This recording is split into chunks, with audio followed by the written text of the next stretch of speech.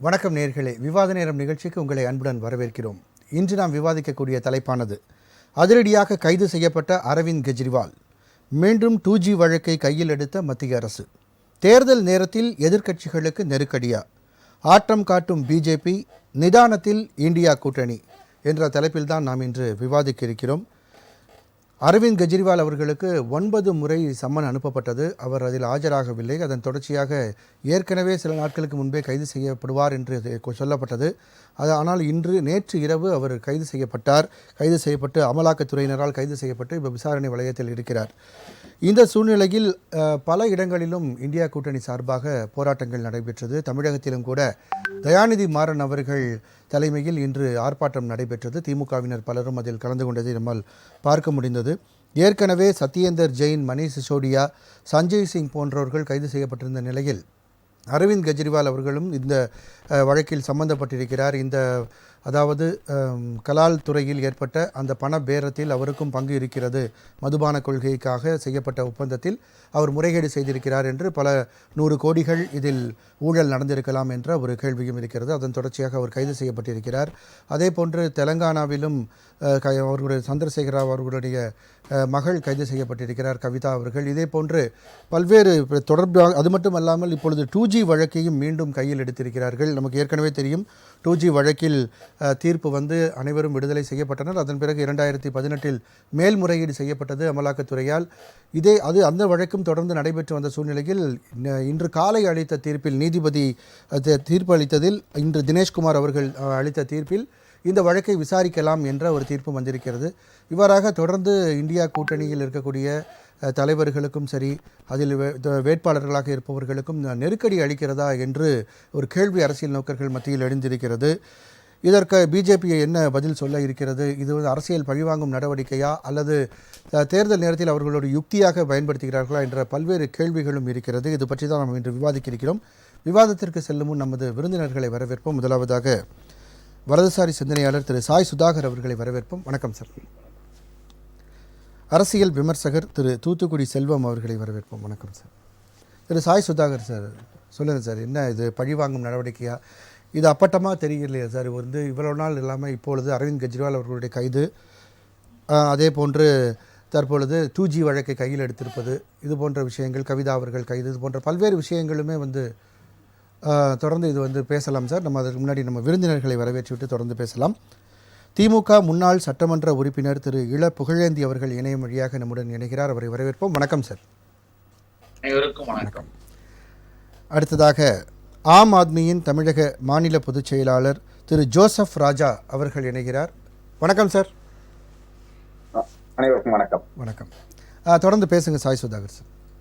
இப்போ நீங்கள் அதிரடி கைதுன்னு சொல்கிறீங்க, அதுக்கப்புறம் நீங்களே 9 வாட்டி சம்மன் அனுப்புனாங்கன்னு சொல்கிறீங்க. அப்படின்னா கிட்டத்தட்ட 1 வருஷம் சம்மன், அதாவது விசாரணைக்கு வாங்கன்னு சொன்னால் விசாரணைக்கு போகணும், அதுதான் மரியாதை. இப்போ மடியில் கணம் இல்லைன்னா வழியில் பயம் இல்லை, போயிட்டு இருக்கு இல்லை அவங்க விசாரிக்க போகிறாங்க, இருக்கு இல்லை அப்படின்னு சொல்லணும். அண்ட் இதுக்கு முன்னாடி நீங்களே சொன்னீங்க 3-4 பேர் ஆல்ரெடி கைது செய்யப்பட்டிருக்கிறார்கள். அவங்க பெயிலுக்கும் ட்ரை பண்ணாங்க, நீதிமன்றங்கள் பெயில் கொடுக்கல, இன்னமும் அவர்கள் சிறையில் தான் இருக்கிறார்கள். அப்போனா இதில் ஏதோ ஒரு ஃபேக்சுவல் இது எவிடன்ஸ் இருக்குது அப்படின்னு தான் அர்த்தம். ஏன்னா பிரைமா ஃபேசி இருக்குது. இதில் ராகவ் மாகுண்டான்றவர் அப்ரூவராக மாறி இருக்கார். இதில் பணம் கைமாறல் நடந்து இருக்கு அப்படின்னு அவர் ஒரு சாட்சியம் சொல்லியிருக்கார். அவர் அப்ரூவராக மாறிட்டார்.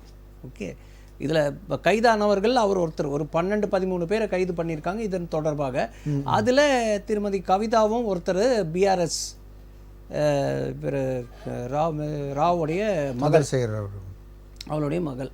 ஸோ அவங்களும் என்ன, அவங்க மேலே என்ன குற்றச்சாட்டுன்னா, இந்த பிஸ்னஸை பிடிக்கிறதுக்கு அவங்க ஒரு 100 கோடி ரூபாய் கொடுத்துருக்காங்க ஆம் ஆத்மி கட்சிக்கு அப்படின்றது தான் குற்றச்சாட்டு. ஸோ இதிலெல்லாம் உண்மை இருக்க போய் தான் நீதிமன்றம் இதை ஒத்துக்காமல் அவங்களுக்கு பெயில் வழங்காமல் இருக்குது. அப்புறம் இன்னொன்று சொன்னீங்க, நீங்கள் இப்போ எடுத்திருக்காங்க 2G வழக்கை அப்படின்னு. 2G வழக்கு சிபிஐ முறையீடு பண்ணுறாங்க, மேல்முறையீடு பண்ணி அதை ரீஓப்பன் பண்ணணும்னு கேட்குறாங்க. அதுக்கு நீதிமன்றம் பர்மிஷன் கொடுத்துருக்கு. அதை வந்து நீங்கள் என்ன சொல்கிறீங்க, நீங்கள் கேட்ட கேள்வி எனக்கு எப்படி தோணுதுன்னா, இதை மத்திய அரசு ஏதோ கையில் எடுத்த மாதிரி நீங்கள் பேசுகிறீங்க. நேத்து ஒரு வழக்குல தீர்ப்பு வருது. இல்லை, ஏற்கனவே வந்து ஒரு குற்றச்சாட்டு இருக்குல்ல, சிபிஐயாக இருக்கட்டும் இடியாக இருக்கட்டும், எல்லாத்தையுமே வந்து எல்லா ஒரு அந்த தனி அமைப்பாக இருந்தாலும் கூட மத்திய அரசின் கட்டுப்பாட்டில் இருக்குன்னு ஒரு குற்றச்சாட்டு இருக்கு ஏற்கனவே நம்ம மேல. நேத்து ஒரு நீதிமன்றம், உச்ச நீதிமன்றம் ஒரு தீர்ப்பை வழங்குது. அவர் பொன்முடி அவர்களை மறுபடியும் மந்திரி ஆக்க வேண்டும்னு ஒரு தீர்ப்பு வருது. அது சந்தோஷமா இருக்கு உங்களுக்கு. சிபிஐ வழக்கை திரும்ப ஒத்துக்கிட்டு அதை விசாரணை பண்ணலாம்னு சொன்னா உங்களுக்கு கஷ்டமா இருக்கு. அதுலயும் ஒரு பின்னடைவு தான். அதுலயும் ஒரு பின்னடைவு தான். ஆளுநருக்கு தொடர்ந்து குற்று வழங்கப்படுகிறது உச்சநீதிமன்றத்தால். அவங்களுக்கு சாதகமான விஷயம் 2Gல உச்சநீதிமன்றம் என்ன சொல்லுச்சு 2012ல? அதாவது சிபிஐ வந்து சரியாக சொல்லுச்சு. நான் சொல்றேன், அதாவது அன்கான்ஸ்டிடியூஷனலா நடந்துகிட்டு இருக்காங்க அப்படின்னு உச்சநீதிமன்றம் 2012ல எல்லா 2G இவங்க என்னெல்லாம் லைசன்ஸ் கொடுத்தாங்களோ அதை எல்லாத்தையும் கேன்சல் பண்ணாங்க. அப்போ என்ன தெரியுமா சொன்னாங்க? நேத்து தீர்ப்புக்கு எல்லாரும் வரவேற்றாங்க. யாரு? திரு பொன்முடி அவர்கள் தீர்ப்பை. 2012ல இந்த மாதிரி ஒரு தீர்ப்பு, இது வந்து அநியாயமா நடந்துக்கிட்டாங்க, அவங்க ஆக்ஷன் செய்த முறை சரியில்லை. இப்போ கூட 5Gல கூட வந்துட்டு ரொம்ப அதிகமான கவர்மெண்ட்டுக்கு நிறைய லாஸ்ன்ற ஒரு குற்றச்சாட்டு கூட இருக்கு. ஆனா நீங்க கேட்ட கேள்விக்கு நான் பதில் சொல்லி. இல்ல கண்டிப்பா இருங்க, நான் பதில் சொல்லிடுறேன். சொல்லுங்க. அப்போ 2012ல உங்களுக்கு கசந்தது உச்ச நீதிமன்றத்தோட தீர்ப்பு. அப்போ என்ன சொன்னீங்க? அரசியலமைப்பு சட்டப்படி எக்ஸிகியூட்டிவ்ல இன்டர்ஃபியர் ஆகுறாங்க உச்ச நீதிமன்றம்னு யூபிஏ கவர்மெண்ட்ல சொல்றாங்க. இவங்களும் திமுகவும் அதுல பார்ட் ஆஃப் யூபிஏ. சரி சரி. அவங்க இருந்தாங்க. குற்றச்சாட்டே அவங்க மந்திரி அவங்களுடைய எம்பி மேல தான். ஓகே. ஸோ அன்னைக்கு 2012ல உங்களுக்கு அந்த தீர்ப்பு, உச்ச நீதிமன்ற தீர்ப்பு கசக்குது. ஆனா 2024 12 வருஷம் கழிச்சு உச்ச நீதிமன்றம் ஒரு தீர்ப்பு கொடுத்தா அது இனிக்குது உங்களுக்கு. ஸோ உங்களுக்கு ஏதாவது சாதகமா வந்தா அன்னைக்கு உச்ச நீதிமன்றம் மேலேயே குற்றம் சொன்னீங்க. அவங்க வந்து கான்ஸ்டியூஷனுக்கு அகேன்ஸ்டா எக்ஸிக்யூட்டிவ் மேலே இன்டர்ஃபியர் ஆகுறாங்கன்னு சொன்னீங்க. அவங்க சொன்னாங்க இல்லையா? அதாவது முறைகேடுன்னு அவங்க சொன்னாங்களா இல்லையா? அப்போ அதில் ஒரு டெல்லி உயர் நீதிமன்றம் அதில் ஏற்றுக்கினதுக்கு என்ன தப்பு? அன்னைக்கு உச்ச நீதிமன்றம் இப்போ 2012ல சொன்னாங்க அநியாயமாக நடந்திருக்கு அப்படின்னு. கேன்சல் பண்ணும்போது நீங்கள் ஒன்றும் பண்ணலையே, அதை ஒத்துக்கிட்டு தானே இருந்தீங்க. எல்லாமே கேன்சல் ஆகிடுச்சு இல்லையா? 122 லைசன்ஸ் கொடுத்தாங்க, 122 லைசன்ஸும் கேன்சல் ஆகிடுச்சு இல்லையா? அப்போ அன்னைக்கு கசந்தது இன்னைக்கு இனிக்குது. அதாவது உங்களுக்கு, அதாவது சிபிஐ வழக்கை அவங்க ஒத்துக்கொண்டது டெல்லி உயர் நீதிமன்றம், அது அநீதி கிடையாது. உங்களுக்கு எது செஞ்சாலும், அதாவது ஒரு பாரத் ரத்னா கொடுத்தா அது எலெக்ஷனுக்காக கொடுக்குறீங்கன்றீங்க, ஒரு ராமர் கோவில் பிரதிஷ்டை பண்ணா அது எலெக்ஷனுக்காக கொடுக்குறீங்கன்றீங்க, நீங்க தப்பு பண்ணுவீங்க 10 வருஷம் தப்பு பண்ணுவீங்க, உங்களை கைது செய்தா அது எலெக்ஷனுக்காக பண்றீங்க. இருங்க, ஒரு கொலை நடந்தால் கைது செய்தால் அது எலெக்ஷனுக்காக. ஒரு எம்எல்ஏவோட பையன் ஒரு தாழ்த்தப்பட்ட குடும்பத்தை சேர்ந்த பெண்ணை சித்திரவதை பண்ணுவான், அவன் என்ன சொல்றான்னா இது மாதிரி அது எலெக்ஷன் எங்க அப்பாவுக்கு. இல்ல கண்டிப்பா அது யார் தவறு செய்தாலும் கைது செய்யப்படுவார்கள் தான் அவங்க சொல்லியிருக்காங்க. கட்சி சார்பா எல்லாருமே சொல்லியிருக்காங்க. இல்லையே, அவர் என்ன சொல்றாரு? எம்எல்ஏ இந்த எலெக்ஷன் வருது, அதுக்காக இந்த கைது நடக்கும். சரி சார், சரி சார், தொடர்ந்து பேசலாம். இதுல வந்து அநியாயம் கிடையாது. இதுல வந்து மத்திய அரசாங்கம் எதையும் கையில் எடுக்கல. இதுல அதிரடி நடவடிக்கை கிடையாது. ஒரு வருஷமா எலெக்ஷனுக்கு இதுக்கு சம்பந்தம் இல்ல. இது வந்து process ஆல்ரெடி போயிட்டு இருந்தது, இன்னைக்கு நடந்துருக்கு. அதுதான் உங்களுடைய சொன்னீங்க 9 சம்மன் நீங்க சொன்னீங்க. சொன்னேன். பின்ன அதனுடைய இதுதான். அதான் உங்களுடைய பார்வை. கண்டிப்பா ஜோசப் ராஜா சார், அதுக்கு உங்களுடைய பதில் என்ன சார்? கிட்டத்தட்ட 9 சம்மன்களையும் நாங்க வந்து புறக்கணிச்சிருக்க அரவிந்த் கெஜ்ரிவால். நாங்க தவறு செஞ்சு வந்தாதான் நாங்க வந்து அதை வந்து அதான் சம்மன் அனுப்புறாங்க, அதை போய் கோர்ட்ல சொல்லிட வேண்டியதான் நாங்க தவறு செய்யலன்னு. சம்மனை வந்து நீங்க நிராகரிச்சீங்கன்னா கோர்ட் மூலமா தான். அதுதான் நான் முழுசா சொல்றேன். அதாவது இந்த வழக்கை பொறுத்த வரைக்கும், இந்த வழக்கு இடி பொறுத்த வரைக்கும், இந்த வழக்கை பொறுத்த வரைக்கும் அந்த கன்சர்ன் மினிஸ்டருக்கு மேல நம்ம வழக்கு தொடுக்கப்பட்டிருக்கு.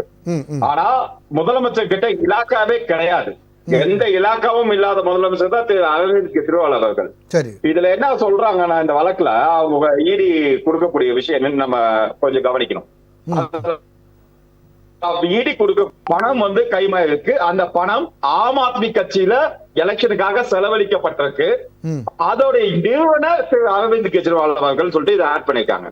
நீங்க யோசிச்சு பாருங்க, ஒரு நிறுவனத்தை வந்து நிறுவனம் சொல்லிட்டு இதை ஆட் பண்ணி இது பண்ணிருக்காங்க. ஆனா கிட்டத்தட்ட 300 முறைக்கு மேல ரைட் கொடுத்திருக்காங்க. ஏன் நேற்றைய தினம் கூட 2 மணி நேரம் வந்து ரைட கொடுத்தாங்க. எவ்வளவு ரைடு கொடுத்தும் 1 ரூபி கூட அவங்களால இது வரைக்கும் எடுத்ததா இல்ல. அந்த பணம் எங்க இருக்குன்னு கூட அவங்களால இன்னும் சொல்ல முடியல. ஏன்னா இது வந்து ஆம் ஆத்மி கட்சி மேல இல்ல, மொத்த எதிர்கட்சி மேலயும் இவங்க வைக்கப்படக்கூடிய குற்றச்சாட்டு. இவ்வளவு நாள் இல்லாம இன்னைக்கு 2Gல கொண்டு வராங்கன்னா அதுல உள்ள குற்றச்சாட்டு. நாங்க கேட்கிற இதே கேள்வி 8000 கோடி இங்க வந்து எலக்ட்ரல் வந்திருக்கு. உங்களுடைய சிபிஐயும் உங்களுடைய இடியும். அப்ப இதோட நிறுவனம் வந்து பிஜேபியோட நிறுவனம் எப்ப நீங்க கைது பண்ண போவீங்க, எப்ப அவங்களுக்கு சம்மன் நோட்டீஸ் கொடுக்க போவீங்க? இந்த 10 ஆண்டுகள் ஆட்சியில எத்தனை சார், அதாவது சமீபத்துல பெங்களூர்ல 2 கோடி ரூபாய் எடுத்தாங்க, அடுத்த நாள் அவங்களுக்கு சாகு. இந்த வழக்கை பொறுத்த வரைக்கும் ஒரு சாதாரண ஊழல் வழக்கு பதிவு பண்ணப்பட்டு ஊழல் வழக்கு போலீஸ் வந்து இதை வந்து என்கொயரி பண்ணிருக்கலாம், அல்லது சிபிஐ வந்து இதை என்கொயரி பண்ணிருக்கலாம், அல்லது இன்கம் டாக்ஸ் என்கொயரி பண்ணிருக்கலாம். எதற்காக ஈடியை வச்சு இதை என்கொயரி பண்றாங்கன்னா, அவங்க ஏற்கனவே கைது செய்யப்பட்டவங்களுக்கு ஜாமீன் கொடுக்கலன்னா அப்போ வந்து அதுல ஏதோ ஒரு ப்ராப்ளம் இருக்கு அப்படின்ற மாதிரி தான் சார் அவங்க சொல்றாங்க. அதாவது சார், இடியில வந்து நீங்க எஃப்ஐஆர் ஃபைல் பண்ணாலும் பதிவே பண்ணாம 1 இயர் வரைக்கும் வித்வுட் ஜாமீன் நாங்க ஸ்டில் என்கொயரினே போட்டு ஹோல்ட் பண்ணலாம் சார். 1 இயர் இல்ல, 1 இயருக்கு அப்பவே வந்து வித்வுட் என்கொயரினே போட்டு ஹோல்ட் பண்ண முடியும். அதனாலதான் இந்த கேஸ் இடியில பண்றது. அதவே இது வந்து சிபிஐயோ அல்லது இன்கம் டாக்ஸோ அல்லது ஊழல் எதிர்ப்பு ஏதோ பண்ணிருக்கலாம். இத்தனை வழக்குகள் வந்து போன முறை வந்து 118 வழக்குகள் பதிவு பண்ணாங்க, 115 வழக்குகளை கோர்ட் வந்து ரிலீஸ் பண்ணிருச்சு. இந்த போது 256 வழக்குக்கு மேல பதிவு பண்ணிருக்காங்க இது வரைக்கும். இது முழுக்க பிஜேபியோட கூட்டணி கட்சியினுடைய கூட்டணி இயக்கம், நான் ஓப்பனா சொல்றேன், கூட்டணி இயக்கமான சிபிஐ, இடி, இன்கம் டாக்ஸ் இவர்களோட கூட்ட அமைப்புல இது முழுக்க எதிர்கட்சிகளை ஒடுக்கிறதுக்காக பண்ணக்கூடிய விஷயங்கள். நேர்மையான வகையில இந்த இடி நடக்குது, இடி இதை வந்து செஞ்சிருக்காங்கன்னா லிஸ்ட் சொல்லுங்க. நாங்க வந்து பிஜேபில இவங்க மேலாம் நாங்க நடவடிக்கை எடுத்திருக்கோம் அப்படின்னு. அல்லது இல்ல பிஜேபில வந்து இணையணும்னு உங்க கட்சிக்காரங்களுக்கு வந்துட்டு ஒரு பிரஷர் வந்ததுன்னு சொன்னீங்க. இந்த கைது நடவடிக்கையை கூட அதனால இருக்கலாமா? யாரும் இணையல அந்த மாதிரியான ஒரு கோபத்தின் காரணமாக இருக்கலாமா? இல்ல ஆம் ஆத்மிக்கு நிறைய இந்த பேரம்லாம் பேசப்பட்டது, யாரும் வந்து இணையல அப்படின்ற மாதிரியான கோபத்தின் கிட்டத்தட்ட 25 கோடி வரைக்கும் எங்களோட எம்எல்ஏக்கு இவங்க ஆஃபர் கொடுத்திருந்தாங்க. சரி, எங்களோட எப்படி சார் இதை பத்தி நம்ம அடுத்த சுற்றுல பேசுவோம். நம்ம முதல் சுற்று கருத்து 2 பேர்ட்ட வாங்க வேண்டியிருக்கு. இந்த விஷயத்தை நம்ம அடுத்த சுற்றுல பேசலாம். ஜோசப் எம்பிசிஎம் அவங்களுக்கு வந்து பிஜேபியில இணைய ஜோசப் ராஜா சார், நான் மறுபடியும் வரேன் உங்ககிட்ட. கொஞ்சம் ப்ராப்ளமா இருக்குன்னு நினைக்கிறேன் இணைப்புல. பர்சன்ஸ் வந்து அப்ரூவல் எடுத்துட்டாங்க, அவர் சொல்லிய சாட்சியை பேஸ் பண்ணி தான் அவங்களுடைய கேஸை கொண்டு போவாங்க.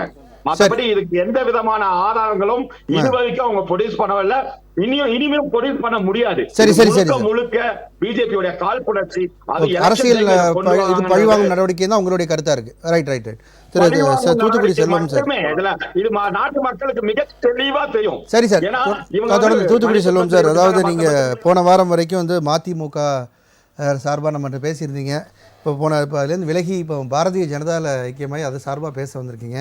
சொல்லுங்கள், உங்களுடைய கருத்தை சொல்லுங்கள் சார். அதாவது இப்போ அரசியல் பொதுவாக அந்த அரசியல் இதெல்லாம் விட்டுட்டு பார்த்தீங்கன்னா ஊழலை ஜஸ்டிஃபை பண்ணக்கூடாது, நியாயப்படுத்தக்கூடாது.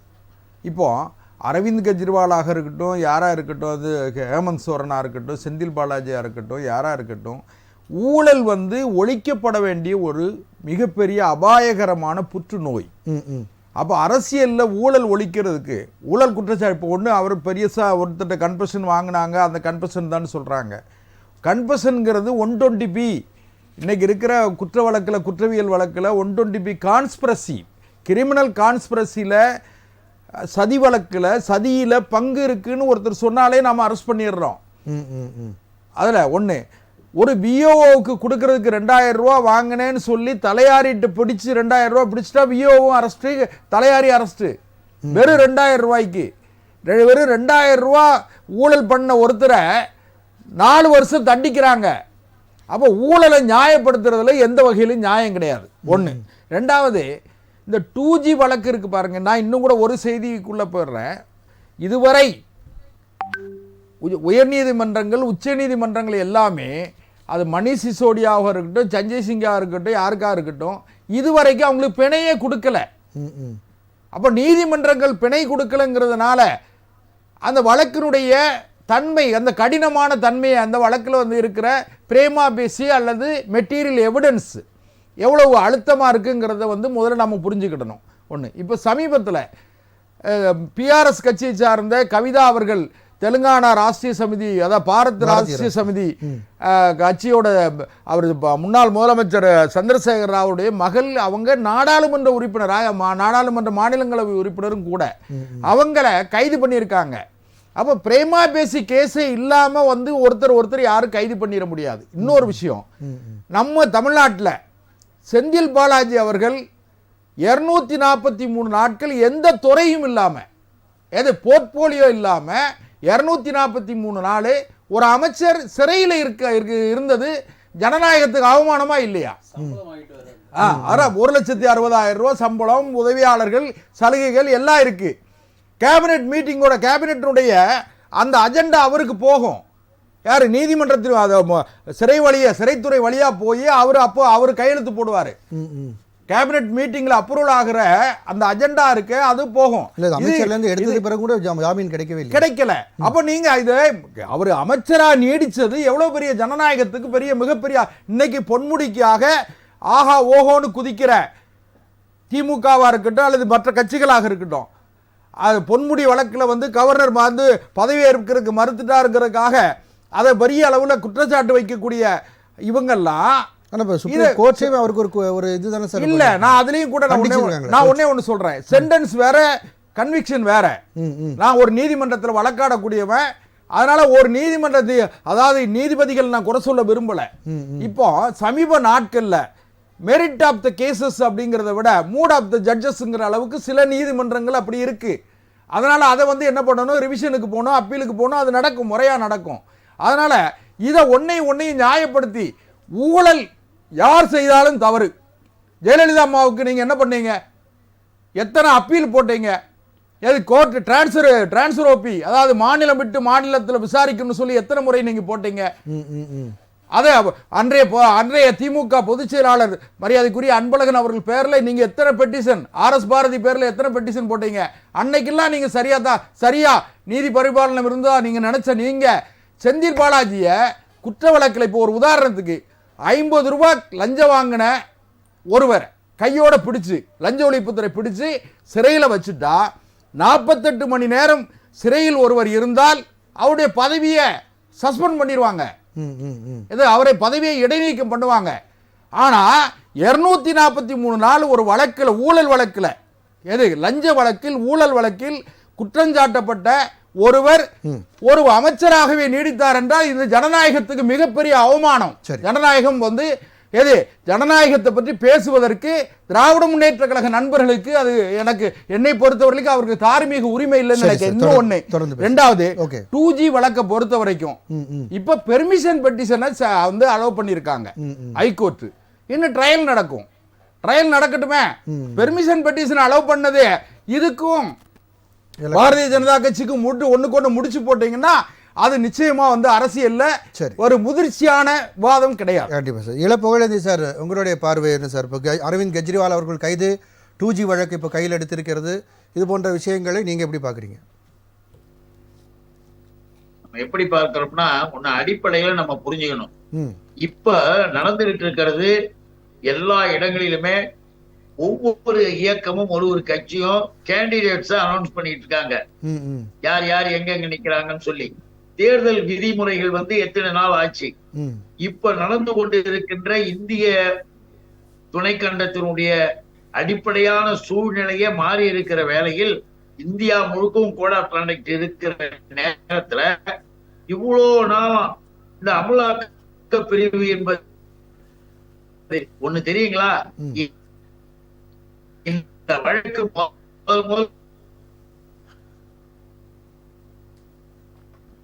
இந்த வழக்கு பதிவு செய்யப்பட்டு பேசினாரு, எனக்கு முந்தி பேசின நண்பர் கூட சொன்னாங்க தெரியாதான். And then next supporting charge ஷீட்ஸ்னு 2-3 எதிலையுமே கெஜ்ரிவால் அவர்கள் மீது நேரடியாக எந்த விதமான எதுவும் கிடையாது. அவருடைய பெயர் இதில் இணைக்கப்பட்டு எப்படியோ பார்த்தாங்க, அதுவும் ஒண்ணும் கிடையாது. அதான் உண்மை. அந்த நிலையில வந்துகிட்டே இருக்கும் போது நீங்க நடவடிக்கை எடுக்க வேண்டும் இல்ல நாங்க உடனடியா செய்யணும் போனா புகழேந்தி என்ன ஒரே ஒரு குறுக்கீடு தான் நீங்க அண்ணா புகழேந்தி என்ன ஒரே ஒரு குறுக்கீடு மன்னிக்கணும். நீங்க ஒரு நீதிமன்றத்துல வாதாடக்கூடிய வழக்கறிஞர் அடிஷனல் சார்ஜ் ஷீட் போட்டு அடிஷனல் சார்ஜ் ஷீட் போடுவாங்களா போட மாட்டாங்க? சம்மனை மறுத்து கோர்ட்டுக்கு போனாரு. சம்மனுக்கு அனுப்பி சம்மன் அனுப்பினதே தப்புன்னு கோர்ட்டுக்கு போனார் கெஜ்ரிவால். முதல்ல அதை தெரிஞ்சுங்க.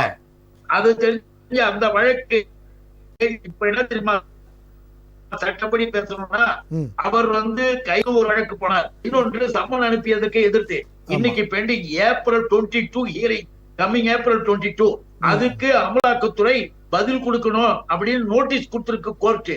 நீங்க அதெல்லாம் பார்க்கணும். இன்னைக்கு அவசரமாக ஓடி போய் என்ன இப்ப உங்களுக்கு நைட்டு 7:15 போயிங்க 9 மணிக்கு உண்மையா உடனே அரெஸ்டா. ஏன்னா ஒரு சோசியல் மீடியாவுல ஏதோ ஒரு சின்ன பதிவு போட்டதுக்கு காலையில 3 மணிக்கு அரெஸ்ட் பண்றோம்னா நம்ம போலீஸ், தமிழ்நாடு போலீஸ். இப்ப என்ன தெரியுமா முக்கியமா சார், நான் சொல்ல கேட்டுங்க. தேர்தல் பத்திரங்கள் மூலமாக பாரதிய ஜனதாவின் மீது ஏகப்பட்ட திமுக 650 கோடி ரூபாய் திமுகவுக்கு எலெக்ஷன் பாண்ட் வாங்கியிருக்காங்க. திமுக 650 கோடி, அதையும் பேசுங்க. பயந்து போய் நடுங்கி போய் இருக்கிற காரணத்தால ஒண்ணு.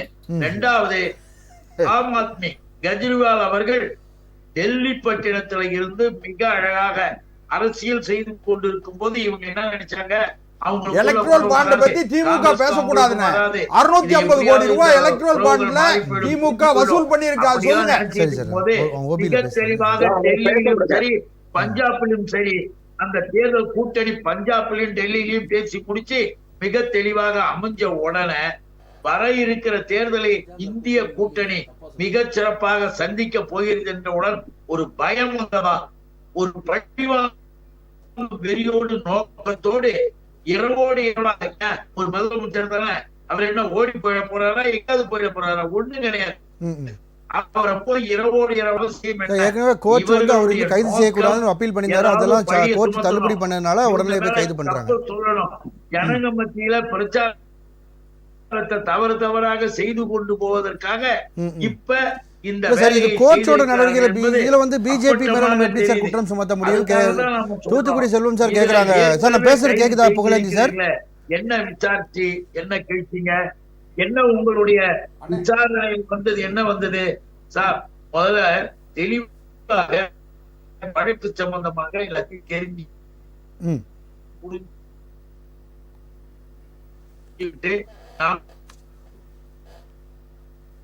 சொன்னார். இப்ப நாங்க ராமர் கோயில் திறக்கிறது அதெல்லாம் இவங்க ஒரு மாதிரி பேசுறாங்கன்னு. சார், ஒரு விஷயத்தை செய்யும் போது சரியா செய்யுங்க. ராமர் கோயில் கட்டுமான பணி முடிக்காத நிலையிலேயே ஏன் திறந்தீர்கள் என்று நாங்க கேட்கிறேன். மடங்களை சேர்ந்த 9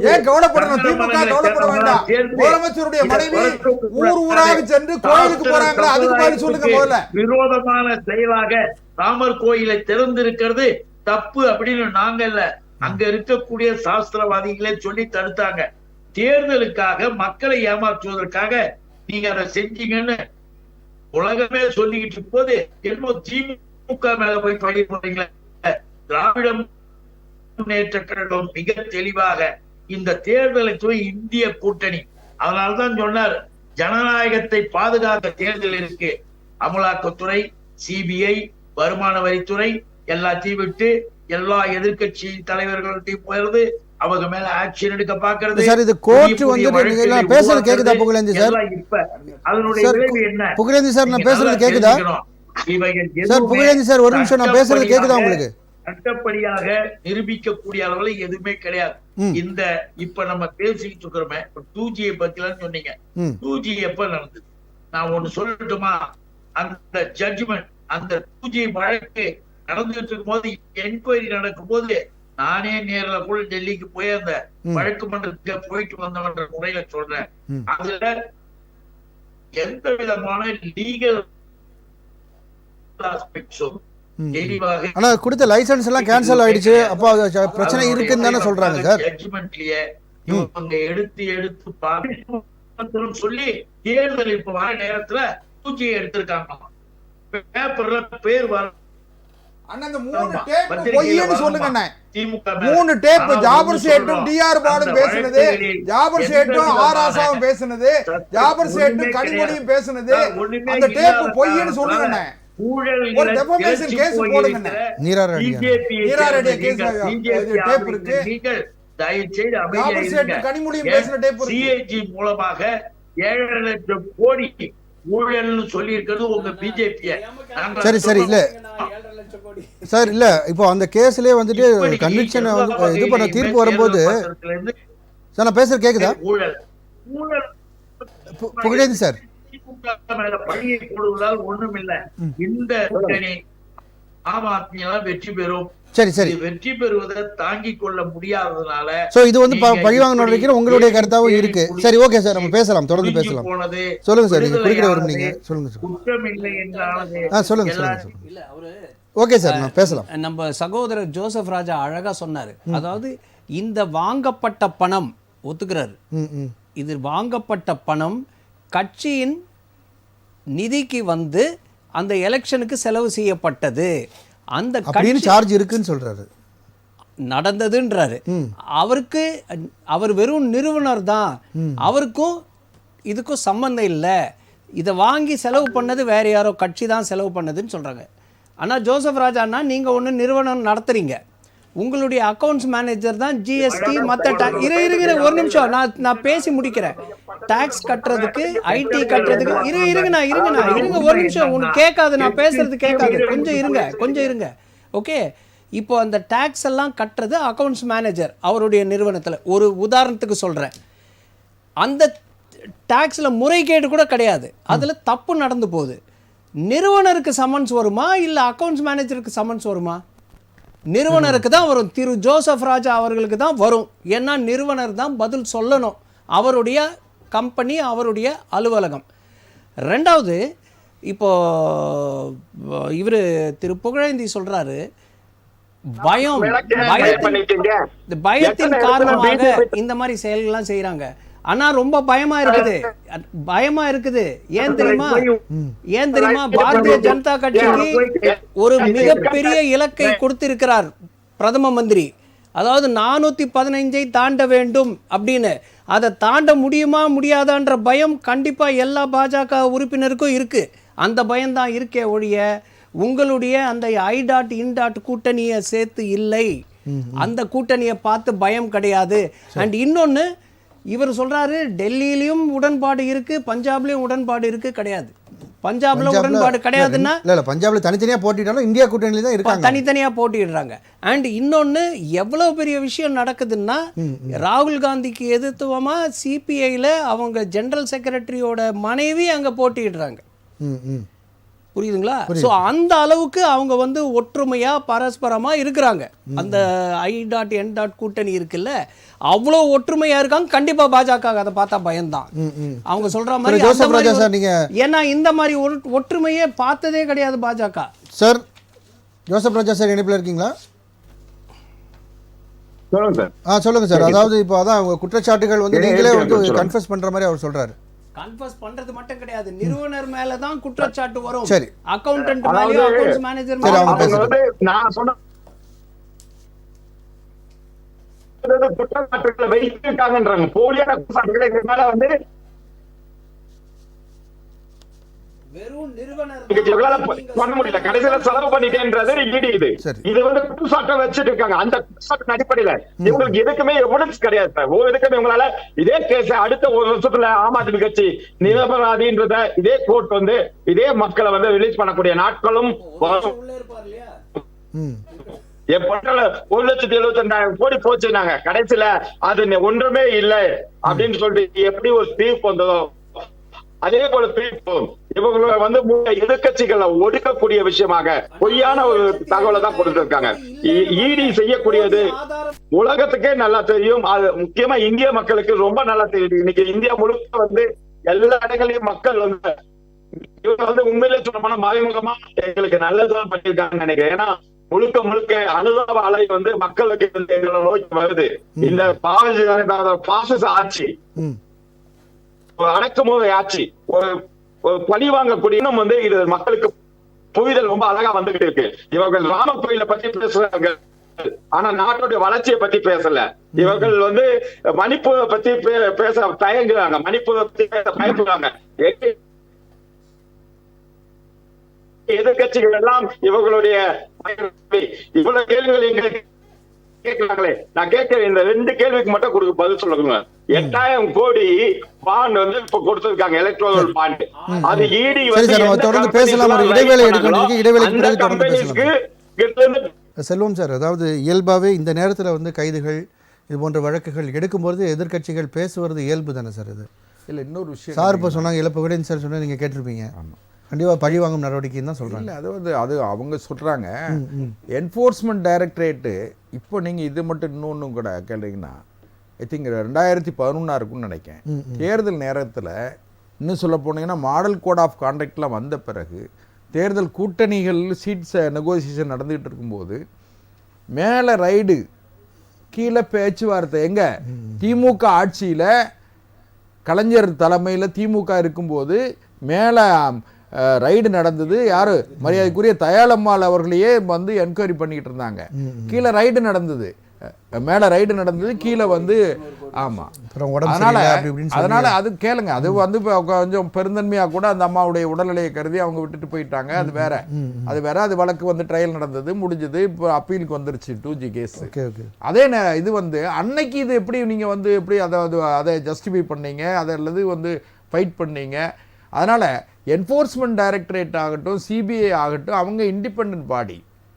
இன்னும் கூட நான் ஒரே ஒரு விஷயம் என்ன கேட்குறேன்னா, நான் மரியாதைக்குரிய அண்ணன் சேர்த்தே பதில் சொல்லுங்க. நீங்க இண்டிபெண்டன்ட் பாடின்னு சொல்றீங்க, ஆனா இடி ரைடு விட்ட கொஞ்ச நாள்லயே வந்து அந்த தேர்தல் இது எலக்ட்ரோல் பாண்ட் வாங்கியிருக்காங்க அந்த கம்பெனி அப்படிங்கும்போது அது ஒரு டவுட்டை கிளப்புது. ஒரு சின்ன விஷயம் கேட்டுக்கிட்டுங்க, எலக்ட்ரோல் பாண்டு வந்து ஒருத்தர் வந்து மறைமுகமா பணம் கொடுக்க கூடாது, தெரியாம பணம் கொடுக்க கூடாதுங்கிறக்காக வெளிப்படைத்த டிரான்ஸ்பரன்சி இருக்கணுங்கிறதுக்காக எலக்ட்ரோல் பாண்டை கொண்டு வந்தாங்க. ஒரு கட்சியின் மேல மதிப்பு அல்லது எதிர்பார்ப்பு, அந்த கட்சியின் மேல வந்து இருக்கிற நல்லெண்ணம், அதன் காரணமா கூடுதலாக கொடுத்துருக்கேன். நான் இன்னும் கூட என்ன கேட்கணும்னா, திமுக அண்ணா பாரதிய ஜனதா கட்சி மேல 6000 கோடி ரூபா எலக்ட்ரோல் பாண்ட் வாங்கியிருக்காங்க, ரைட்டு.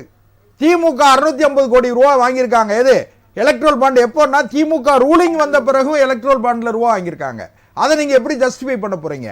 அது திரிணாமுல் காங்கிரஸ் வாங்கியிருக்காங்க, ஏன் அரவிந்த் கெஜ்ரிவாலுடைய ஆம் ஆத்மி வாங்கியிருக்காங்க, ஏன் தெலுங்கானா ராஷ்டிரிய சமிதி வாங்கியிருக்காங்க. எல்லா கட்சிகளும் அந்தந்த கட்சிகள் ஆளுங்கட்சியா ஒரு சார்ஜ் என்ன ரூபா வாங்குறது, எலக்ட்ரோல் பாண்ட் ரூபா வாங்குறது யாரும் சொல்லல சார். நீங்க வந்துட்டு அந்த இண்டிபெண்டன்ட் பாடிஸை யூஸ் பண்ணி அவங்கள மிரட்டி அதன் மூலமா அதுதான் லஞ்சம், ஊழல், நவீன ஊழல், ஒயிட் காலர் கரப்ஷன் சொல்லி சொல்றேன். நான் ஒரே ஒரு விஷயம் கேளுங்களேன், அப்படி ஒயிட் காலர் கரப்ஷன் சொன்னா திமுக வாங்குனது ஒயிட் காலர் கரப்ஷனா பிளாக் காலர் கரப்ஷனா? நீங்க அத வந்து அண்ணன் புகழேந்தி அண்ணன், நீங்க ஒரு மூத்த வழக்கறிஞர், அடிஷனல் 2G கேஸை பத்தி பெருசா பேசுறீங்க. அடிஷனல் சார்ஜ் ஷீட் போடுறது வழக்கமா இல்லையா? நீங்க இதை நீங்க மட்டும் சொல்லுங்க. நீங்க ஃபர்ஸ்ட்ல எஃப்ஐஆர்ல பேர் கிடையாது, சார்ஜ் ஷீட்ல பேர் கிடையாது, அடிஷனல் சார்ஜ் ஷீட்ல பேரை சேர்த்து அக்யூஸ் ஆக்கி ட்ரையல் நடத்திருக்காங்களா இல்லையா? அதனால நான் என்ன சொல்றேன்னா, ஊழலை நியாயப்படுத்தாதீங்க, ஊழல் ஒழிக்கப்படணும். அடுத்த தலைமுறையில் இருக்கிறவங்களா நிம்மதியா இருக்கணும்னு சொன்னா ஊழல் வழக்குகள் அனைத்தும் விரைவாக குறிப்பிட்ட கால அளவுல விசாரித்து முடிக்கப்படணும். கையில வச்சுக்கிட்டு நாம இது மாதிரிலாம் செய்யக்கூடாதுன்றதான் சட்டத்திலையும் நெறி வச்சாங்க, புள்ளி வச்சாங்க. நாம இஷ்டத்துக்கு நம்ம கிட்ட அதிகாரம் இருக்குன்றதுக்காக சட்டத்தை நாம இஷ்டத்துக்கு வளைச்சிக்கிட்டு போக முடியாது. அத முதல்ல நம்ம புரிஞ்சுக்கணும். எந்த அடிப்படையில ஒண்ணு செய்து நடவடிக்கைகள் எடுக்கிறீங்க, அந்த நடவடிக்கையின்படி அடுத்த கட்டமாக என்ன சட்டத்துல இருக்கு அதை செஞ்சு பாருங்க. இப்போ கெஜ்ரிவால் அவர்கள் சம்மன் வந்து நான் சொன்ன மாதிரி ஏப்ரல் 22 சம்மன் சம்பந்தப்பட்ட அந்த வழக்கு நோட்டீஸே கொடுத்திருக்கு கோர்ட், அமலாக்கத்துறைக்கு. அந்த நோட்டீஸை வாங்கி வச்சுக்கிட்டு அவசரமாக ஓடி இப்ப இந்த வேலையை செஞ்சிருக்காங்க.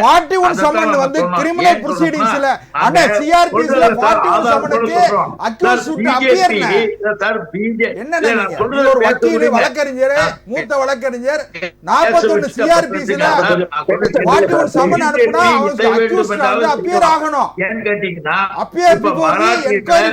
மகாராஷ்டிரத்துல என்ன செஞ்சோம், என்ன பண்ணாங்க, அமலாக்கத்துறையில வழக்கு போட்டு சார்ஜ் ஷீட் போட்டு ரெடியா இருக்கு. இருக்கு பிரபுல் படேலுக்கும் அஜித் பவாருக்கும். அதே நேரத்தில் திடீர்னு அவங்க 2 பேரும் என்ன பண்ணாங்க, பிஜேபியில சேர்ந்து அந்த ஆட்சியை கலைச்சு அண்ணன் செந்தில் பாலாஜி அதிமுகல இருக்கும்போது முதலமைச்சர் என்ன சொன்னாங்க, வழக்கிய தூக்கி எட்டால போட்டுட்டு அதிமுகல இருந்து செந்தில் பாலாஜி திமுகக்கு வந்து அமைச்சர் ஆனாரு. எல்லாத்தையும் பேசுறாங்க. பாரதிய ஜனதா எல்லா விஷயத்தையும் பேசுங்க. செய்யும். அப்படி செய்வதற்கு இந்திய துணைக்கண்டத்துல அரசியலமைப்பு சட்டத்துல இடம் கிடையாது. இன்னைக்கு நீங்க செஞ்சிருக்கிறது சட்ட விரோதம். அவரை கைது செய்திருப்பது சட்ட விரோதம். அதுக்குதான் தேர்தல் ஆணையத்திடம் எங்களுடைய கழகத்தின் சார்பாக பேசுறது உங்களுக்கு கேக்குதா புகழேந்தி சார்? இப்போ சட்டவிரோதமா கைது பண்ணாங்க அப்படின்னா அமலாக்கத்துறை வந்து ஆன்சரபிள் தானே, அவங்க கண்டிப்பா வந்து சட்டத்துக்கு முன்னாடி ஆன்சர் பண்ணி தானே சார் ஆகணும். அவங்களுக்கு அந்த பிரச்சனைகள்லாம் தெரியாதா? சரி, ஓகே. திராவிட முன்னேற்ற கழகம் என்னுடைய அன்பு சோதரர் மூத்த வழக்கு. இன்னைக்கு எவ்வளவுக்கு எவ்வளவு இந்த அநியாயங்கள் பண்றீங்களோ அவ்வளவுக்கு அவ்வளவு சரி, ஓகே சார். ஆதரவு எங்களுக்கு கூடிக்கொண்டுதான் போகுமே தவிர சரி குறையா. சரி சார், ஓகே சார், ஓகே, தொடர்ந்து பேசலாம் சார். சொல்லுங்கள் சார். அதாவது வந்துட்டு இது வந்து மறுபடியும் அவங்க சொல்கிற ஒரே விஷயம், இது வந்து அரசியல் பழிவாங்கும் நடவடிக்கை, இடி இது எல்லாத்தையும் நீங்கள் யூஸ் பண்ணிட்டு தான் நீங்கள் பண்ணிட்டு இருக்கீங்கன்னு தான் சொல்கிறாங்க. இப்போ இடி வந்து பழி வாங்குறதுக்காக அரெஸ்ட் பண்ணாங்கன்னா இப்போ அவங்க சார் எக்ஸ்ட்ரா பாயிண்ட் இருங்க இது Arvind Kejriwal supporting charge sheets வந்து அவங்க வந்து ப்ரொடியூஸ் பண்ணலன்றாங்க. அவங்க பேர் இல்லைன்றாங்க. இவர் பேர் அவர் பேர் இல்லைன்றாங்க. யாரு? அரவிந்த் இப்போதானே சொன்னாரு நிறுவனரா போட்டிருக்காங்கன்னு சொல்றாரு. சப்போர்ட்டிங் சார்ஜ் ஷீட்ல அவங்க பேர் இல்லைன்னு தான் சார். இல்லைன்னா அதை எப்படி கூப்பிட முடியும்? சரி, சார்ஜ் ஷீட்ல இல்லைன்னு வச்சுக்கோங்க. இப்போ நீங்க இன்கம் டாக்ஸ்ல இருந்து உங்களை வந்து உங்க வீட்டுல ரைட் பண்ணா நீ இல்ல இந்த சார்ஜ் ஷீட் இருக்கான்னு கேட்பீங்களா? நீங்க போய் தான் ஆகணும், நீங்க பதில் சொல்லணும், உங்க வீட்டை திறந்து விட்டு தான் ஆகணும். அதை விடுங்க. இப்போ அண்ணன் சொன்னார், இது ஜோசப் ராஜா சொன்னார், இவர் மட்டும் கிடையாது, எல்லா எதிர்கட்சிகளும் ஃபாசிச பாஜக அப்படின்னு சொல்றாங்க. இவங்களுடைய கூட்டணி கட்சி I.N.D. கூட்டணி இருக்கு இல்லையா, அதுல காங்கிரஸ் அங்கம் வகிக்குது. ஓகே, அந்த காங்கிரஸ் கட்சி பல்வேறு பிரதமர்கள் இந்த 60 ஆண்டு காலம் ஆட்சி பண்ண சமயத்தில் 90 வாட்டி ஆர்டிகல் 356 திமுகவே 2 வாட்டி நீக்கணும் அப்படிங்கிறது ஒரு ஒன் ஆஃப் தி பாயிண்ட்ஸ். அதுல நான் சொல்றது கேளுங்க. 356 யூஸ் பண்ணவங்க சோஷலிஸ்ட் கட்சி. ஆனா 10 வருஷத்துல ஒரு வாட்டி கூட ஆர்டிகல் 356 யூஸ் பண்ணல. கேஸுக்கு அப்புறம் அதுக்கான சாத்தியக்கூறுகள் கம்மி ஆயிடுச்சுன்னு தான் சாத்தியக்கூறுகள் கம்மி ஆயிடுச்சு. அது சாத்தியமாக இல்லைன்னு சொல்லக்கூடாது. வெஸ்ட் பெங்கால்ல ட்ரை பண்ணாங்க, வெஸ்ட் பெங்கால்ல வந்து பண்ணிருப்பாங்க கண்டிப்பா. யூஸ் பண்ணாதவங்க பாசிச கட்சி. இது எந்த பண்ண முடியாதவங்க சொல்லலாமா? அண்ட் இன்னொன்னு ரெண்டு பண்றதுக்கான சாத்தியக்கூறுகள் கம்மி ஆயிடுச்சுன்னு சொல்றாங்க. ரெண்டு வாட்டி டிஸ்மிஸ் ஆன திமுக டிஸ்மிஸ் பண்ண பிரதமரை டிஸ்மிஸ்ஸலுக்கு காரணமாக இருந்த பிரதமரை என்ன சொன்னாங்கன்னா, உங்க கட்சி என்ன சொன்னாங்க தெரியுமா? நேருவின் மகளே வருக, நிலையான ஆட்சி தருக அப்படின்னு வரவேற்றாங்க. அவங்க சோசியலிஸ்ட் கட்சி, ஆனா பாஜக வந்து பாசிச கட்சி. இது அப்புறம் இன்னொன்னு, ஒயிட் காலர் கரப்ஷன், அதாவது இடியில் குற்றம் சாட்டப்பட்டவர்கள் கம்பெனி கிட்ட பணம் வாங்கியிருக்காங்கன்னு சொல்றாங்க. ஆனா நீங்க வாங்கின 630 கோடியில 590 கோடி வந்து திரு மார்டின் அவருடைய கம்பெனியில இருந்து வந்திருக்கு. மார்டின் வந்து எப்படிப்பட்ட அவர்னா, அவர் மேல குற்றமே இல்லையா? அவர் மேல என்னென்ன குற்றம் இருக்கு? அதாவது நாட்டுல போலி லாட்டரி டிக்கெட் கூட குற்றம் இருக்கு அவர் மேல. ஸோ அவர்கிட்ட நீங்க வாங்கினா அது கலர் காலரு அண்ணன் சொன்ன மாதிரி. ஆனா நேர்மையா ஒரு 600 கோடி வாங்கினா அது வந்து ஒயிட் காலர் கரப்ஷன். 6000 கோடி வாங்கினா அதுக்கு ஒயிட் காலர் கரப்ஷன். நீங்க வாங்கலாம். அதாவது குற்றம் சாட்டப்பட்ட ஒரு நிறுவனத்தின் கிட்ட இருந்து நீங்க 590 கோடி வாங்கலாம், அது தப்பு கிடையாது. நீங்க ஏன் யாருகிட்ட வாங்குறத மறைச்சீங்க? நாங்க மறைக்கல. மறைக்கல அது கோர்ட்ல சமர்ப்பிக்கப்படும் சொன்னாங்க அவங்க கட்சி.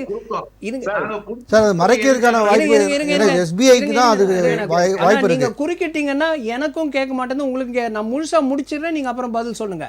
இன்னொரு முக்கியமான விஷயம், இந்த எதிர்கட்சிகள்லாம் இந்த கணக்கு கொடுங்கன்னு ஏன் கேட்டாங்கன்னா, அதுல அதானி பேரோ அம்பானி பேரோ இருக்கும்னு அவங்க எதிர்பார்த்தாங்க.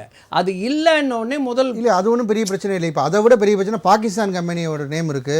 அதை மாதிரி வந்து இடியை நீங்கள் பயன்படுத்தி வாங்கியிருக்கீங்க, சீரம் நிறுவனத்திட்ட வாங்கியிருக்கீங்க. இந்த மாதிரியான நிறுவனங்கள் வந்து அதுவே போதுமே அவங்க கேம்பெயின். எதுக்கு சீரம் நிறுவனத்தில் வாங்கினா என்ன தப்பு? இல்லை, நீங்கள் அதுக்கு அதோ திரு இல்ல, தப்பு நான் மார்டின் சொல்லல. கம்பெனி அதை வந்து அவங்க எதிர்க்கட்சிகள் எதிர்க்கட்சிகள் சொல்ற, அதனால தான் அவரை கேட்கிறேன். திரு மார்டின் கம்பெனில 590 கோடி வாங்கினா இல்ல, நீங்க தப்பு இல்ல. சொன்ன ஒரு பாயிண்ட் என்னன்னா அம்பானி சீரம் அதானி இல்லன்றது கம்பெனில மட்டுமே அவங்களுக்கு பின்னடைவு இல்ல, சீரம் கம்பெனில நிறைய பாயிண்ட்ஸ் இருக்குன்னு சொல்ல வரேன் அதுல. சீரம் கம்பெனில 30 கோடி வாங்கினா தப்பு. ஆனா திரு மார்டின் அவருடைய கம்பெனில இருந்து வாங்கினா தப்பு இல்ல. 590 கோடி வாங்கலாம். அது வந்து ஒயிட் காலர் கரப்ஷன் கிடையாது. அது தப்பு இல்ல. அது நேர்மையான பணம். சரி, அதுக்கான பதில வந்து புகழேந்தி சார் நீங்க சொல்லுங்க சொல்லுங்க. சொல்லுங்க. And இன்னொன்னு கடைசியா இன்னொன்னு ஒரே ஒரு சீக்கிரம் ஜோசப் ராஜா சார் நீங்க பேசுங்க. ஒரே ஒரு பாயிண்ட் இணைப்புல கொஞ்சம் ப்ராப்ளம் இருக்கு. அதாவது திரு செந்தில் பாலாஜி அவர்கள் குற்றத்தை ஒப்புக்கொண்டார். அப்படி இருந்தும் அவரை மந்திரி அவர் என்ன சொன்னாரு, வாங்கின படத்தை திருப்பி கொடுத்துட்டேன்னு அஃபிடவிட் ஃபைல் பண்ணாங்க கோர்ட்ல. அது எவ்வளவு பெரிய குற்றம். அது குற்றத்தை ஒத்துக்கிட்டார். அவரை மந்திரியா வச்சிருந்தாங்க 6 மாசம் 8 சரி, மாசம். Okay sir. அது கூட எங்களுடைய வரி பணத்துல சம்பளம் வாங்கிட்டு அவர் உட்கார்ந்து இருந்தாரு. அதுதான் எங்களுக்கு ஆதங்கமா. சொல்லுங்க புகழேந்தி சார். இல்ல ஜோசப் என்ன இல்ல சார், இப்போ ஆமா மிக தெளிவாக தேர்தல் பத்திரத்தின் மூலமாக இப்படி ஒரு நிலை உருவாக்குறது சட்டங்கள் மூலமாக கொண்டு வந்தது பிஜேபி. அதே நேரத்துல திராவிட முன்னேற்ற கழகமாக இருந்தாலும் எந்த இயக்கமாக இருந்தாலும் தேர்தல் பத்திரத்தை வாங்கி யார் வேண்டுமானாலும் விருப்பப்பட்டவர்கள் நிதி கொடுத்திருக்கலாம். ஆனால் கொடுத்தவங்க யாரு, அந்த லிஸ்ட ரெக்கார்ட் பண்ணி தேர்தல் கமிஷன், எலெக்ஷன் கமிஷனுக்கு, தேர்தல் ஆணையத்திற்கு எங்க தலைமை கழகத்தின் மூலமா நாங்க கொடுத்தோம். ஆனா நீங்க கொடுத்தீங்களா? உங்ககிட்ட யார் யார் வந்ததுன்னு உச்ச நீதிமன்றம் உத்தரவு போட்டு ஸ்டேட் பேங்க் ஆஃப் இந்தியாவை SBI தான் சார் அது வந்து பண்ணாங்க. இல்ல எந்த கட்சியுமே அது சொல்லும்போது வெளியிடலையே. நாங்க கரெக்டாக எல்லாத்தையும் ரெக்கார்டோட வச்சிருக்கிறோம்ன்றது ஒண்ணு. இன்னைக்கு திராவிட முன்னேற்ற கழகத்தின் மூலமாக செயல்பட்டு கொண்டிருக்கிற ஒண்ணு எல்லாமே சட்டப்படியாக செஞ்சுட்டு கோடி வாங்கின கம்பெனி சட்டப்படியா நடந்த கம்பெனி. அது மட்டும் சொல்லுங்கண்ணா. நீங்க ஆதாரம் ஒண்ணு வேணாம் சார். நீங்க கார்பரேட் கம்பெனிகளுடைய எஜமானர்களாக இருக்கிறவங்களுக்கு சார் வாராக்கடன் சொல்லிட்டு 68,000 கோடி வாராக்கடன் தள்ளுபடி பண்ணிருக்கீங்க. அதே நேரத்துல கல்வி கடனோ விவசாயிகள் கடனுக்கோ தள்ளுபடி பண்றதுக்கு நீங்க வரல. அதனாலதான் உங்களை கார்பரேட் கம்பெனியின் அரசாங்கம்னு நாங்க சொல்றோம். இதுக்கு காரணம் இருக்கு, அதுக்கெல்லாம் நீங்க பதில் சொல்லணும். தமிழ்நாட்டுல ஒரு இண்டஸ்ட்ரிக்கு அதானியோட இன்வெஸ்ட்மெண்ட் வந்திருக்கு. அது தமிழ்நாடு கவர்மெண்ட் வரவேற்று இருக்கு. இந்தியாவின் பொது நிறுவனத்தை வித்தது இன்னைக்கு தமிழ்நாட்டுல 190 கோடி கொடுத்த கம்பெனி நியாயமான கம்பெனியா இல்லையா? அது மட்டும் எஸ் ஆர் நோ மட்டும் சொல்லுங்கண்ணா, மக்கள் தெரிஞ்சுக்கிட்டோம். 80% வேலை செய்யறவங்க பிள்ளைகளுக்கு வேலை கிடையாது.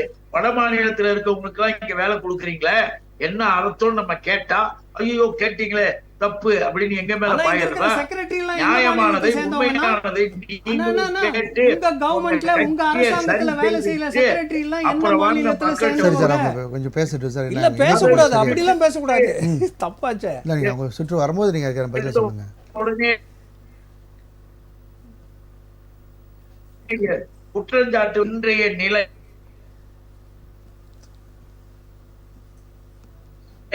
உங்களுக்கு பிஜேபிக்கு ஓகேனா அமலாக்கத்துறை. சரி, இணைப்புல கொஞ்சம் ப்ராப்ளம் இருக்கு, நம்ம தொடர்ந்து பேசலாம். ஜோசப் ராஜா அவர்கள் ஒரே ஒரு கேள்வி. அதாவது வடநாட்டவர்களுக்கு தமிழ்நாட்டுல வேலை கொடுக்கறாங்களே ஏன்னு கேக்குறாரு அவர். நம்ம தமிழ்நாடு அரசுல வேலை செய்யற IAS அதிகாரிகள் எந்த மாநிலத்தை சேர்ந்தவர், நம்ம சென்னை மாநகர கமிஷனர் எந்த மாநிலத்தை சேர்ந்தவர், இந்த பதில சொல்லுங்கண்ணா. அண்ட் இன்னொரு கேள்வி வந்து, நீங்க வாங்கின 590 கோடி நியாயமான கம்பெனியில இருந்து வாங்கியிருக்கீங்களா? சரி சார், அவங்க இணைப்பில் ப்ராப்ளம் இருக்கு, கேட்க மாட்டேன் சார். இல்லை சார், அதாவது அவங்க தொடர்ந்து வந்து சொல்லக்கூடியது வந்து இந்த பழிவாங்கும் நடவடிக்கைன்னு. இப்போ இந்தியா கூட்டணி அது ஆரம்பித்ததுக்கும் போது முதல்ல அது கலகலத்து போயிடும், அது பிரிஞ்சிரும், 2 கூட்டத்துக்கு தாங்காது அப்படின்னாங்க. இன்றைக்கி வந்துட்டு அவங்க வந்து பெரிய அளவில் பாம்பேயில் வந்து அந்த நியாய யாத்திராவுடைய நிறைவு விழா நடத்தி எல்லாரும் ஒன்றா இருந்து காமிச்சிட்டாங்க. கிட்டத்தட்ட தேர்தல் நெருங்கி வர வரைக்கும் அவங்க இருக்காங்க. அப்போது அதுவே ஒரு பெரிய வெற்றி தானே இந்தியா கூட்டணி. இந்தியாவில் இருக்கிற மிகப்பெரிய மாநிலங்களில், அதிக எண்ணிக்கைக்குள்ள மாநிலங்களில் ஒன்று வெஸ்ட் பெங்கால். அதில் வெஸ்ட் பெங்காலுடைய, அதாவது திரிணாமுல் காங்கிரஸ் கட்சி, அந்த ஆட்சியில் இருக்கிற திரிணாமுல் காங்கிரஸ் கட்சியிலேயே வந்து காங்கிரஸுக்கு ஒரு இடம் கூட கொடுக்கல அண்ணன் உங்களுக்கு தெரியும். அதே நேரத்தில் தெலுங்கானாவாக இருக்கட்டும், ஆந்திராவாக இருக்கட்டும், இந்த பகுதிகளிலேயே அவங்களால ஒன்றும் பெரிய அளவில் வந்து அவங்களால கோஆர்டினேட் பண்ண முடியலை. இப்போது 1-2 மாநிலம், பஞ்சாபில் இல்லை, டெல்லியில் 2 சீட்டோ 3 சீட்டோ தான் வந்து காங்கிரஸுக்கு கொடுத்துருக்குறாங்க. இப்படி இந்தியா கூட்டணிங்கிற பேர் வச்சுருக்காங்களே தவிர இது அவங்ககிட்ட ஒரு ஒருங்கிணைப்பு சார். உங்களுக்கு ஒரு சின்ன ஒரு திருத்தம் என்னன்னா, இப்போ அவங்க நீங்கள் சொன்ன மாதிரி வந்து தனியாக போட்டிட்டாலும், திரிணாமுல் காங்கிரஸாக இருக்கட்டும், அந்த காங்கிரஸ் தனியாகவே போட்டிட்டாலும், கம்யூனிஸ்டாக இருக்கட்டும், எல்லாமே வந்து இந்தியா கூட்டணி தான். ஒரு சின்ன விஷயம் நாளைக்கு ஜெயிச்சாலே நான் ஒன்று கேளுங்க. இது 1977 இதே மாதிரி ஜனதா கூட்டணின்னு ஒரு கூட்டணி, ஜனதா கட்சி தலைமையில் ஒரு கூட்டணி அமைச்சாங்க. அதில் மரியாதைக்குரிய மொரார்ஜி தேசாய் அவர்களை எதுக்காக சொல்கிறேன்னா, மக்கள் வந்து இந்த கூட்டணி ஆட்சியை மக்கள் விரும்பாமல் மரியாதைக்குரிய நரேந்திர மோடி அவர்களுடைய தலைமையை வந்து 10 ஆண்டு காலம் தொடர்ந்து ஆதரிக்கிறதுக்கு என்ன காரணம்? என்டிஏ கூட்டணி தானே, அது கேட்டுக்கிடுங்க. என்டிஏ கூட்டணி நரேந்திர மோடி தலைமையிலான பாரதிய ஜனதா கட்சியின் பெரும்பான்மை அரசுக்கு என்டிஏ சப்போர்ட் பண்ணுது. அவ்வளவுதான், அதுல வித்தியாசம் கவனிக்கணும். அதுல மொரார்ஜி தேசாய் தலைமையில் 1977 காங்கிரசுக்கு எதிராக, இந்திரா காந்தி அம்மையாருக்கு எதிராக ஒரு அரசு அமைஞ்சது. ஆனா கூட்டணி கட்சி தலைவர்களுக்குள்ள ஒருங்கிணைப்பு இல்லாதனாலையும் ஒற்றுமை இல்லாதனாலே அந்த அரசு 1.5 ஆண்டு காலத்துக்கு மேல நீடிக்க முடியல. 1989 பார்த்தீங்கன்னா மரியாதைக்குரிய விபி சிங் தலைமையில் ஒரு அரசு அமைஞ்சது. அந்த அரசும் 1 வருடத்துக்கு மேல நீடிக்க முடியல. அதுக்கு பிறகு நீங்க பார்த்தீங்கன்னா 1996 மரியாதைக்குரிய தேவகவுடா, அதுக்கு பிறகு அவரால் 1 வருஷத்துக்கு மேல நீடிக்க முடியல. அதுக்கு பிறகு ஐக்கிய குஜராலால 1 வருஷத்துக்கு மேல நீடிக்க முடியல. அதனால கூட்டணி கட்சிகள்ங்கிறது வந்து ஒரு கூட்டு பொறியியல் செய்யற மாதிரி தான் இருக்குமே தவிர ஒரு நிலையான சர்க்கார், ஒரு ஸ்டேபிள், மக்கள் நினைக்கிறது என்னன்னு கேட்டீங்கன்னா சார், ஒரு ஸ்டேபிள் கவர்மெண்ட், அது ஒரு நிலையான அரசு, ஸ்ட்ரென்த் அண்ட் லீடர், ஒரு வலுவான தலைவர். சரி சார், உங்களுக்கு அரவிந்த் கெஜ்ரிவால் ஒரு கைது, 2G வழக்கு, அரவிந்த் கெஜ்ரிவால் அவர்கள் குற்றமற்றவர் என்பதை நீதிமன்றத்தின் மூலம் நிரூபிக்க வேண்டிய பொறுப்பு அரவிந்த் கெஜ்ரிவாலுக்கு உண்டு. அவர்தான் அதுக்கு பொறுப்பே இருக்கணும். அதே போல 2G வழக்குல மேல்முறையீட்டிற்கு அனுமதி வழங்கியிருக்காங்க. இனி அது ட்ரையல் நடக்கும். அந்த ட்ரையல்ல ஏற்கனவே வழக்கு அந்த ட்ரையல் கோர்ட் இருக்கு பாருங்க, ட்ரையல் கோர்ட், அதாவது வழக்கை நடத்திய நீதிமன்றம் இருக்குல்ல, அந்த ஸ்பெஷல் கோர்ட் இருக்கு பாருங்க, சைனி தலைமையிலான நீதிமன்றம். அந்த நீதிமன்றத்தில் விசாரிக்க தவறியது அல்லது அந்த நீதிமன்றத்தில் சிபிஐ தாக்கல் செய்ய தவறிய ஆவணங்கள் இதையெல்லாம் பரிசீலித்து அந்த நீதிமன்றம், மேல்முறையீட்டு நீதிமன்றம் ஒரு தீர்ப்பு, நல்ல தீர்ப்பை. ஆனா இதுக்கப்புறம் இவங்க 2 பேரும் சாட்சி சொல்ல வேண்டிய அவசியம் எல்லாம் கிடையாது. இவங்க வந்து அதுல ஆஜராக வேண்டிய அவசியம், அது நீதிமன்றத்தோட டிஸ்கிரிப்ஷன். ஏன்னு கேட்டீங்கன்னா, இப்போ வந்து புதுசா ஜாபர் சேட்டும் ஆசாவும் வழிய அவங்க 2 பேரும் பேசினதாக ஜாபர் சேட் அன்றைய உளவுத்துறை தலைவர் ஜாபர் சேட்டும் மரியாதைக்குரிய DR பாலுவும் பேசினதாகலாம் மரியாதைக்குரிய பாரதிய ஜனதா கட்சியோட தமிழ் மாநில தலைவர் அண்ணாமலை வந்து டேப் வெளியிட்டு இருக்காரு. இந்த டேப் வந்து தப்புன்னு சொன்னா இவங்க அவர் மேல டெஃபமேஷன் கேஸ், மானநஷ்ட வழக்கு தொடரணும். சரி, அப்படி தொடரலன்னு சொன்னா அந்த டேப் உண்மைன்னு ஆகும். அப்படி ஒருவேளை நீதிமன்றம் அந்த டேப் எல்லாம் உண்மைன்னு நினைச்சுன்னு சொன்னா மறுபடியும் அதெல்லாம் வந்து என்ன பண்ணுவாங்க, அந்த ரெக்கார்ட்ஸ் எல்லாம் கால்ஃபர் பண்ணுவாங்க, அந்த டேப்பை வெரிஃபை பண்ணுவாங்க. அதனால நீதிமன்றத்துக்கு அந்த டிஸ்கிரிஷனரி பவர் இருக்கு. நீதிமன்றம் முறையாக விசாரித்து அந்த வழக்கை ஒரு 3-4 மாத காலத்துக்குள்ளாக ஒரு முறையான வழக்கை விசாரித்து தீர்ப்பு சொல்லுவாங்க நான் எதிர்பார்க்கிறேன். நன்றி நன்றி திரு இளப்புகழேந்தி சார், உங்களுடைய நிறைவு கருத்து. சார், நிறைவான கருத்தாக நான் சொல்லிக்கொள்ள விரும்புவது, நடைபெற்று கொண்டிருக்கின்ற ஒவ்வொரு செயலும் ஒன்றிய அரசு, யூனியன் கவர்மெண்ட், எங்களுடைய முதல்வர் சொன்னது போல மிக தெளிவாக அவர் சொன்னதுதான் இப்ப நடந்துகிட்டு இருக்கு. என்னன்னு கேட்டா, ஒண்ணு, எதிர்கட்சிகளையும் எதிர்கட்சி தலைவர்களும் மற்றவர்களும் இருக்கக்கூடிய அமைப்புகள் அந்த அரசாங்கத்தினுடைய நிலைப்பாட்டில் பயந்து போய், தேர்தலை சந்திக்க பயந்து போய், இன்னும் சில நேரத்துல எதிர்கட்சிகளினுடைய தலைவர்களுக்கு தொல்லைகளை கொடுக்க ரொம்ப கொடூரமான இந்த மாதிரி வேலைகளை யாராவது இப்ப இன்னொரு 10-15 நாள்ல எல்லாம் நடக்க போகுது, தேர்தல் நடக்க போற நேரத்துல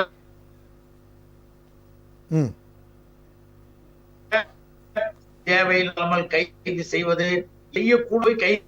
ஓகே சார், நன்றி நன்றி நன்றி சார். சார், நான் உங்க சுருக்கமாக ஒரே ஒரு வரியில் சொல்லி முடியுங்க சார், நேரம் ரொம்ப கம்மியாக இருக்குது.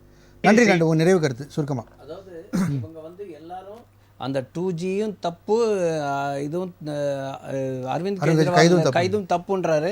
திரு ஜோசப் ராஜாக்கு ஒன்று சொல்கிறேன், அவரும் 2G வரக்கூடாதுன்னு தான் பேசினாரு. 2G வழக்கு அவர் கட்சியில் சில காலங்கள் இருந்த திரு பிரசாந்த் பூஷன் அவரே சொல்லியிருக்காரு 2Gயில் முறைகேடுகள் நடந்திருக்கு அப்படின்னு. அவங்க கட்சியில் கொஞ்ச நாள் இருந்தவர், அவர் கூட அரவிந்த் கெஜ்ரிவால் கூடவே இருந்தவர், அவரும் சொல்லியிருக்காரு. ஸோ அதனால ஒரு அண்ணன் சொன்ன மாதிரி ஒரு குற்றம் சாட்டுகிறார்கள், ஒரு கைது நடவடிக்கை எடுக்கிறார்கள், ஒரு விசாரணை நடத்துகிறார்கள்னா அதில் ஒரு முகாந்திரம் இல்லாமல் ப்ரூஃப் இல்லாமல் பண்ண மாட்டாங்க. அதனால அவங்க சட்டத்தை மதித்து நடக்க வேண்டியது அவங்களுடைய கடமை. கண்டிப்பாக சார், கண்டிப்பாக. நிகழ்ச்சி நிறைவு செய்ய நேரம் வந்துட்டு இவ்வளோ நேரம் வந்து கண்டிப்பாக உங்கள் கருத்துக்களை பதிவு செய்ததற்கு விருந்தினர் அனைவருக்கும் நன்றி. நன்றி. மீண்டும் ஒரு விவாத நேரம் நிகழ்ச்சியில் சந்திப்போம் நேயர்களே. நன்றி, வணக்கம்.